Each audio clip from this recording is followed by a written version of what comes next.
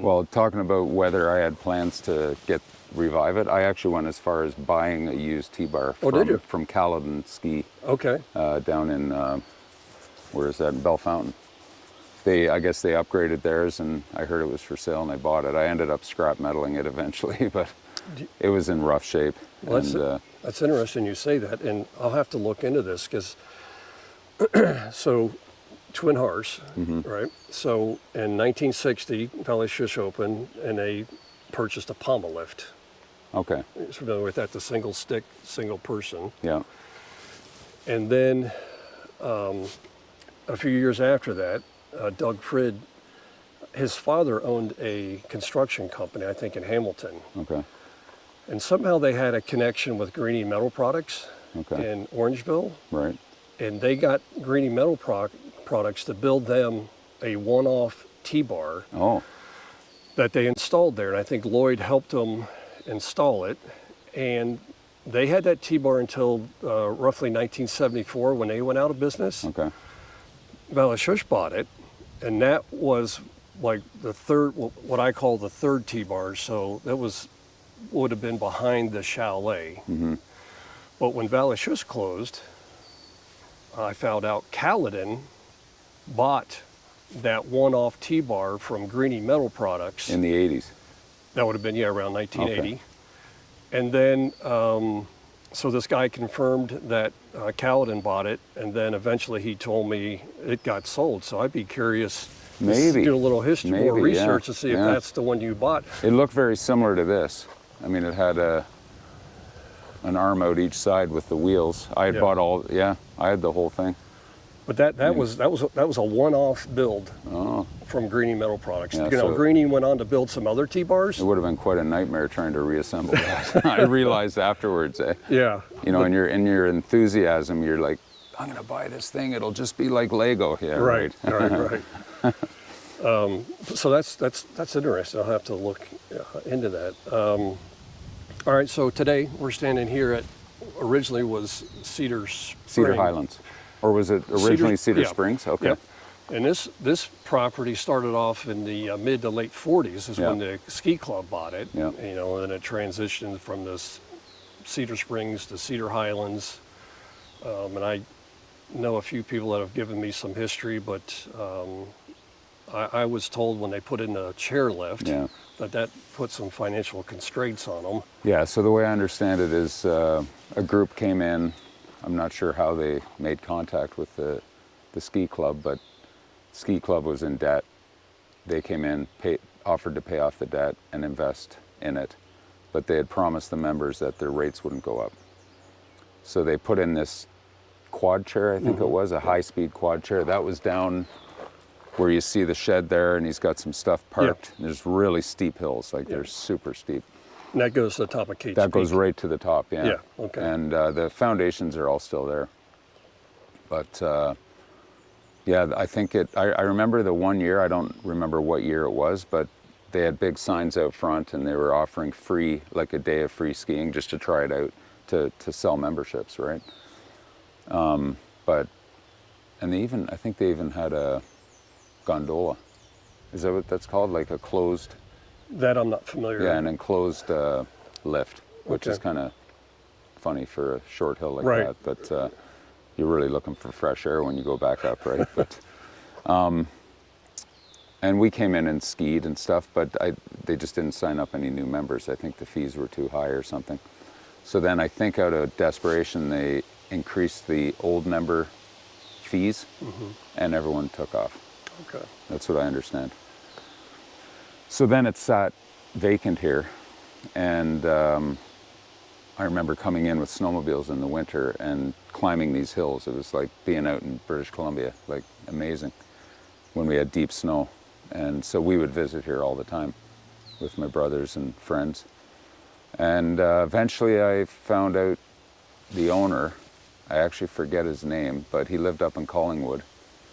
He didn't really want to sell, but I made friends with him. We did a lot of mountain biking and stuff together for a couple of years, and eventually he agreed to sell the place. So we ended up buying it, and that's the old lodge. And we just turned it into a dwelling. Okay. And this is still zoned recreational, so you never know. Meaning you could. We could revive. No We kidding. could revive everything, yeah, if we wanted to. There's a lot of beautiful hills here. Yeah.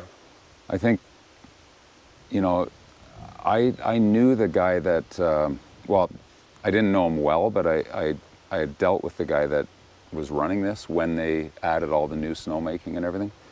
And he claimed that they could cover everything with a foot of snow in 24 hours. Okay. And that they, you know, they had the latest of the latest snowmakers, and they piped it, the water all over the place. There's power everywhere. So they spent a fortune. Right. And a couple years later, helicopters came in and took the lift down. Oh, did it? And okay. I heard they sold it to another local Southern Ontario ski place. I'm not sure where, but yeah. So did they whoever owned it file for bankruptcy? Is it or No, I think they were fairly well off. Okay. So they sold it? They Okay. sold it. It wasn't power of sale or anything. He held Okay. on to it as long as he could. He just loved the property. Yeah. Didn't want to get rid of it. So So as far as your relationship with the valley, how long have you been in the Hockley Valley? Or if this is the proper it was terminology. we used to live in Woodbridge, so closer to the city. Okay. Moved to Palgrave, which is about 10 minutes from here, in 1986. And then I moved up to Hockley in 2001, Okay. to the fourth line. Okay. So I'm trying to think. So this was still open because I think this closed was in like open, yeah. 2007. Does that Yeah. sound about right? And I When- think Loretto was That's a- 2004 is when we bought it. Yeah, I was thinking Loretto skiing operation like 2000, 2001. Yeah, that yeah. It was a sound couple about- years before we bought it. Okay. So, One of his reasons was I guess the minister of whatever it is that inspects ski lifts had come in and looked at the old lifts, and there was cracks and things, Yeah. and it was just going to cost too much yeah. to fix everything. Well, the other interesting thing about these old ski lifts, as I've been doing the research, trying to find a engineer that would come in. Say you wanted to turn it back into a ski resort. Mm-hmm. You'd have to have an engineer that would come back and certify these lifts. Yeah, And I'm not so sure with a T-bar, but they were talking about with the chairlifts. A lot of these are so old, none of the engineers have any experience right. with those old lifts, and they said it's very difficult to find an engineer that would come in. That'll sign off on Yeah, it, yeah. that'll Especially sign the chairs where they're up in the air. Yeah, This is a little safer. You're on the ground. yeah, Can't get too damaged. yeah. So when you came here, so you skied here when this was a. I didn't, but my kids did. Okay. When they were trying to sell memberships. I gotcha. So a bunch of kids from the church came, and it was a free day of skiing and snowboarding, so Gotcha. they did it. I didn't personally, but I think that was the first and last year with that, Okay. with that new investment that they made. Yeah. I remember the year after coming in on a snowmobile, and there was a guy trying to get the pump going across the road from the river to fill the pond Okay. so they could make snow. But he was kind of throwing his hands up in desperation. He goes like, this is not a one-man job, and I have no idea how all this works. And Yeah. I think they had kind of tried to revive it the second year in the hope of maybe selling memberships, but I think by then most of the members had left. So Okay. Do you, as far as Valley Shush, I know it was well finished by the time that you came here, but is there any history or anything about that place you heard since you've I don't been in the know valley? much about that. I have dirt biked up that hill a few times before the house was built at the top. Okay. All I know is I've heard it's Mitch Goldhar, a guy that runs all the smart centers around the city. And he built a house up there, but it's quite fortified, so you can't knock on the door really. But I remember sitting up at the peak of the hill, just looking at the view. Yeah. That was nice. Would you have been interested in buying that property? Oh yeah, for sure. Yeah. Yeah, if it had been available. Yeah. Yeah. Yeah, that is a beautiful look there. Very So, nice. So back to Cedar Highlands.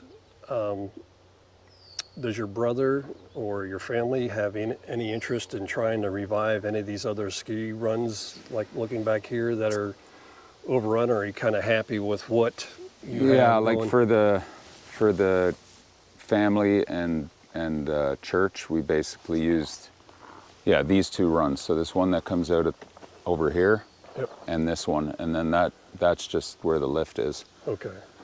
That's plenty, Yeah. like for the group that we have. The rest of the hills, basically, we snowmobile on them. Okay. So, which is quite a thrill. I bet. How about this ski lift? How's that been over the years as far as the reliability? And does it take a lot of work? Not too reliable. It takes quite a bit of work to get it going. Like Okay. it's got little trip wires that cut when the cable comes off Right. and stuff like that. So we have an employee that sort of figured it out, and he'll get it going. This winter, because there wasn't a lot of snow, we just got the 1 or 2 weekends where there was enough. We just used snowmobiles. Okay. But it is nice when that runs. I bet. Yeah. Yeah, that's be very nostalgic. Yeah. Taking that up. Is it, like, I was just looking at the spacing of the actual T-bars. Yeah. Is there, Well, let's take a look up the hill there. Like, I know those are supposed to be removed every year.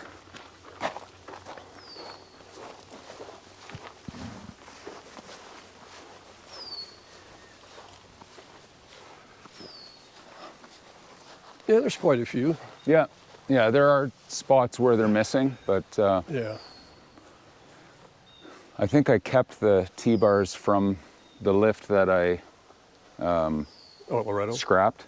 The Oh, one the one at, you- the one at Montclair. Gotcha, okay. And they're still there, but I'll bring them here just in case they need replacements. Yeah. But yeah, you see all those wires hanging down and Yeah, stuff. yeah.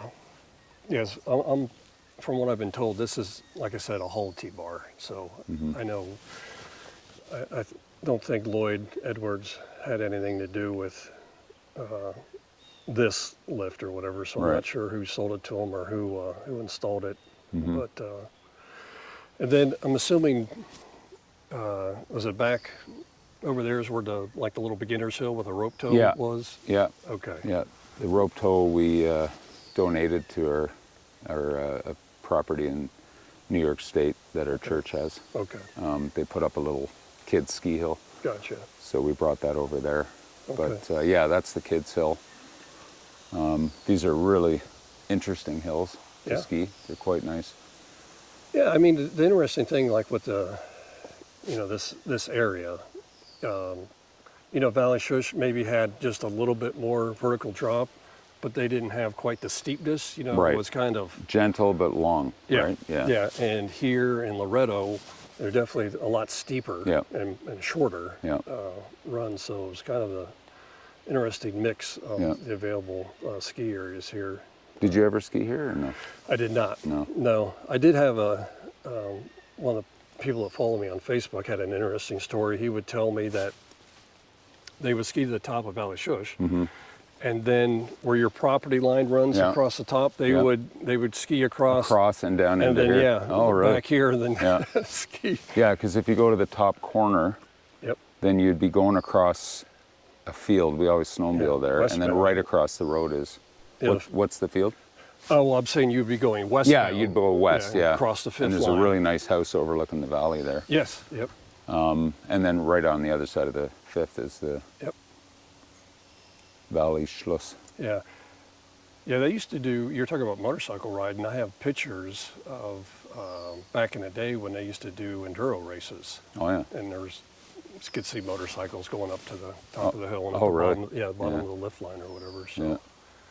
that was interesting time. But yeah, unfortunately, I think like you were saying earlier with the the survivability, with the ski seasons being so short, and Yeah. back then there wasn't a lot of snowmaking and relying on Mother Nature. And the other thing I find so fascinating when you look back and you look at the like the operating hours, a lot of them were only open from like Wednesday to through the weekend. Right. And it was all, just during the day. Yeah. So I mean, there was such a short period of time during that little window of winter, to ski. I always wondered how they ever survived as Yeah. long as they did. Yeah. No, I know. because I don't know how you would make money with such, a short Yeah. ski season. Yeah. So And the costs of making snow and everything. yeah. But unfortunately, I think that's what was pretty much the demise of all these. It's just, after a while, you Yeah. can only go so far in debt, and Yeah. you gotta give up. Got to so. let them go. They make beautiful properties, though. Yeah. All right. Well, Tim, thank you Yeah. so much for taking the time to No problem. share your view of the history of the Hockley Valley. It's been very fascinating, so I appreciate it.